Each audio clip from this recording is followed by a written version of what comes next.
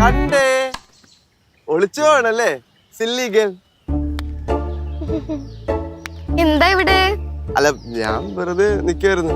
നല്ല കാര്യം. അതെ നമുക്ക് അങ്ങോട്ട് മാറിയും സംസാരിക്കാം. ആരെങ്കിലും കണ്ടാലോ?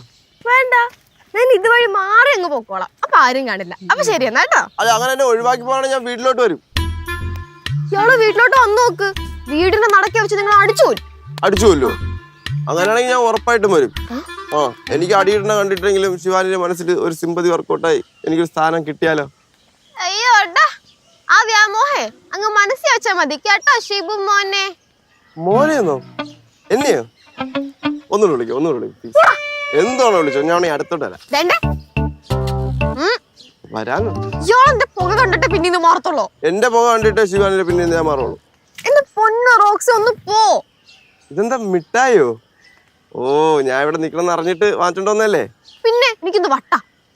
ഞാൻ പിള്ളേർക്ക് വേണ്ടി വാങ്ങിയതാണ്. ഇയാളുടെ കാര്യം നോക്കി പോവാൻ നോക്കിയേ. അല്ല എന്നാലും എനിക്കൊന്ന് താ മിഠായി. ഒരെണ്ണം താ. കൈന്നല്ലേ കടിക്കല്ലേ ഒരെണ്ണം താ. ഇതെന്ത് ബുർജിയാലിവേ? എന്റെ അനിയത്തിനെ കൈ കയറി പിടിക്കുന്നു.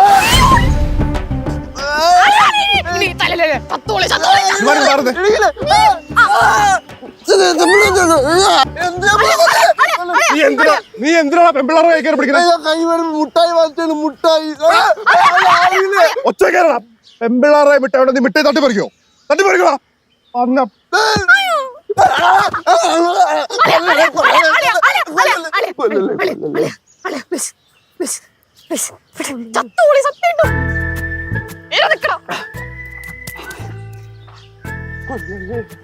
നിങ്ങളോ? എനിക്ക് പരിചയമുള്ള ആളാണ് കേട്ടാ. സത്യം പരിചയമുള്ള ആളോ? അതെ. എങ്ങനെ പരിചയമുള്ള ആളാണ്? വേണ്ടപ്പെട്ട ആളാ. എനിക്ക് വേണ്ടപ്പെട്ട ആളല്ല അളിയാ, നമ്മുടെ കുടുംബത്തിന് മുഴുവൻ വേണ്ടപ്പെട്ട ആളാണ്. എങ്ങനെ വേണ്ടപ്പെട്ട ആള്? അത് പണ്ട് പുള്ളിത്തിരി തരികിടക്കായിരുന്നു. പിന്നെ നമ്മുടെ കുടുംബമാണ് പിടിച്ചങ്ങ് നന്നാക്കി വിട്ടത്. ശരിക്കും നന്നായി പഞ്ചപാവ അല്ലേ? അതെ അതെ. ഈ ഷിബു അല്ലേ? കെമിക്കൽ ഷിബു. ഓ യവനാണല്ലേ ഷിബു. ഓ അപ്പപ്പാ ഞാൻ നോക്കിയപ്പോഴേ യവൻ നമ്മുടെ ശിവാനിയുടെ കൈ കയറി പിടിച്ചോണ്ടിരിക്കാം.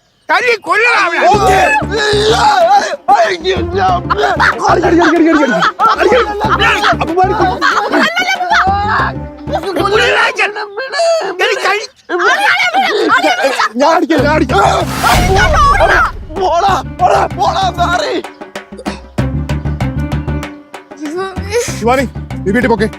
വീട്ടിൽ പോണി. അപ്പൂപ്പ നമുക്ക് അവനെ ഓടിച്ചടിക്കണം.